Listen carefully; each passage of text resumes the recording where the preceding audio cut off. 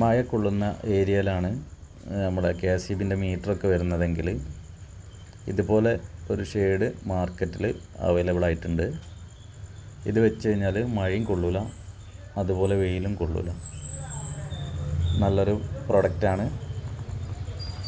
അപ്പോൾ ഇത് single metre ആണ് വെക്കുന്നതെങ്കിൽ ആ ഒരു വലുപ്പത്തിലും ഇത് അവൈലബിൾ ആണ്. അതുപോലെ ഡബിൾ മീറ്ററിൻ്റെ ആണ് ഇവിടെ ഞാൻ വെച്ചിട്ടുള്ളത്. ഇതിന് വില വരുന്നത്, ഇത് ഫൈബറാണ്, ഇതിന് വില വരുന്നത്